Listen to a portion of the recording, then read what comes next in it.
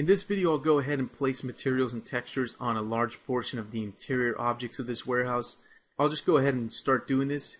You can go ahead and follow along. It's pretty simple. Just take the objects and match up the textures with the object names. Okay?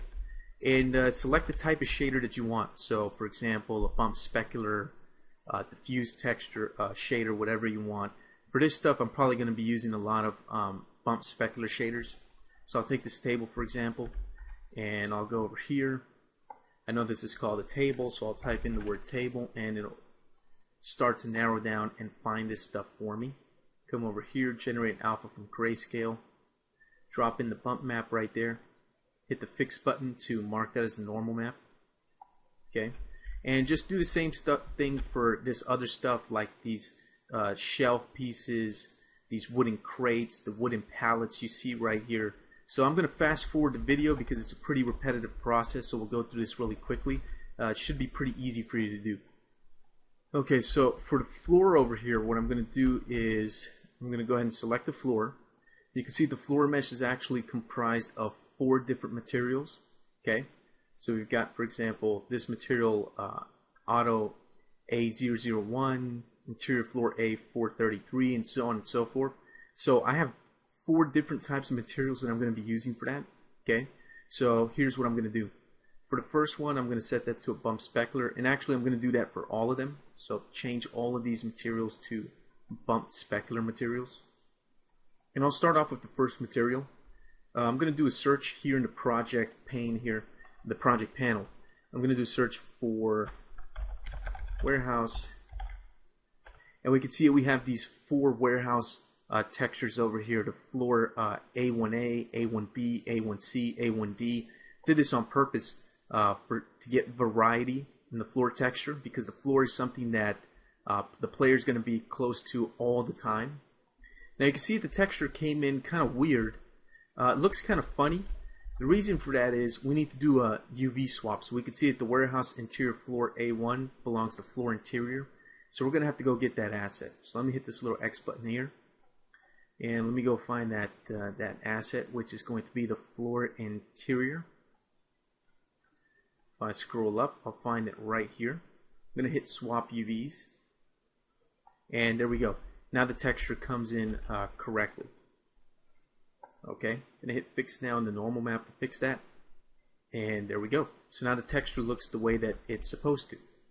Now, what I'll do is I'll go to the other ones and apply the other variations that I have. So let me go back and do a search for warehouse INT floor.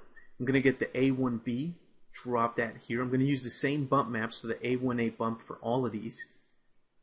And you can see how the floor in the scene begins to become textured.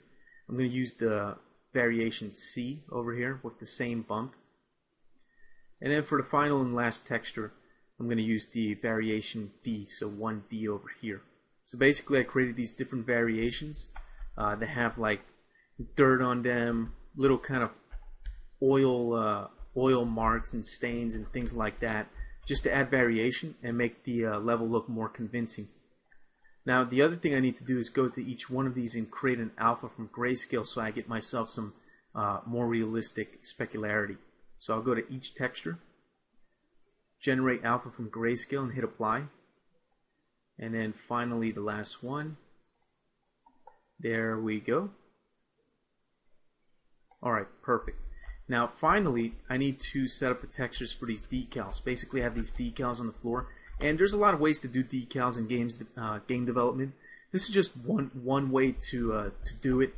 You can just create these polygon planes and place them just above the floor, a very small amount of space between the floor and the decal. So what I'll do is this decal dirt C, what I'll do is come down here to transparent, and I'm going to use a cutout material. Okay, not a regular transparent. I'm going to use a cutout, and I'm going to go with maybe a bump specular will look pretty good. Okay. Now I'm going to do a search over here for decal dirt, and you'll see that I have a decal dirt C. That's the name of the object, so I'll find a texture called decal dirt C, which is going to be, I believe, this one right here. I have the fuse, and I have a bump. Fix the bump. Okay, and you can see what we get is this kind of spilled oil kind of stain on the floor. It has some shininess to it, some sheen to it. Okay, so just go to all the decals and apply the correct textures. Remember to use an alpha cutout shader and just apply the bump and the diffuse maps according to the names, make them match up. I'm just going to fast forward through this because again this is repetitive, so I'll just fast forward through it and get through it very quickly. Okay, so I went ahead and applied those cutout materials to those objects. So you can see up here in the catwalk we've got some spills and some stains up here of some stuff.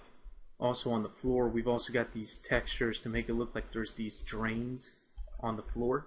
So I'm going to say I'm happy with that. I'm finished with that. I'm going to end this video here, and in the next one we'll just continue applying materials.